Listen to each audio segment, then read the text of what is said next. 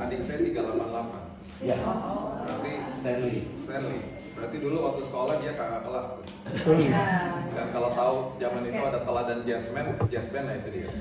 Dia yang main keyboard dan mereka juara waktu itu, juara SMA se-Jakarta. Jurinya Indra Lesmana, itu sesuatu banget saat itu. Zamannya Ivan anaknya Trisy Trisno, ya itu kakak kelas kan? Itu satu angkatan anak saya. Oke, saya ngajakin dia susah banget. Dia kerja di bank, jadi tadi bisa pulang dulu. Tapi next time ya. Saya nggak tahu 388 ada ibadah juga.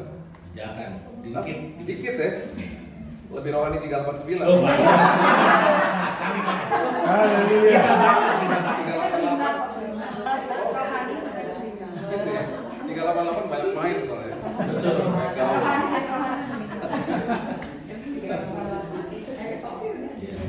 Tarik tahu 388. Iya. Oh. Oke, kita buka sama-sama Amsal 23 ayat yang ke-7. Amsal 23 ayat yang ke-7, firman Tuhan bilang begini. Sebab seperti orang yang membuat perhitungan dalam dirinya sendiri, demikianlah ia. Ini dalam bahasa Inggrisnya dikatakan, as you think it about yourself. Kalau kita berpikir apa tentang diri kita akan jadi begitu. Jadi bahaya banget ya. Jadi gini, ada satu pribadi yang paling sering kita dengerin, dan pribadi ini paling influential, dia paling hebat, dia orator terhebat, dia adalah influencer terhebat dalam hidup kita, dan dia juga adalah orang yang paling sering mempengaruhi kita. Pribadi itu adalah diri kita sendiri. Jadi kita ini paling sering ngomong sama diri kita sendiri, tau? Nah itu sebabnya orang yang bunuh diri itu karena dia berulang kali ngomong sama dirinya sendiri, dia nggak layak, dia bodoh, dia gagal dan lain sebagainya. Ujung-ujungnya dengan perjalanan waktu dia bunuh diri. Ada satu peristiwa di mana ada seorang jemaat gereja yang lagi makan siang sama anaknya.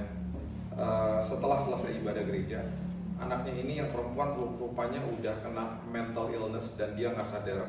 Dan di siang hari itu setelah ibadah gereja, mereka itu lagi makan siang, anak di mall, di lantai 5. Anaknya itu dapat WhatsApp dari pacarnya yang mutusin dia di siang hari itu.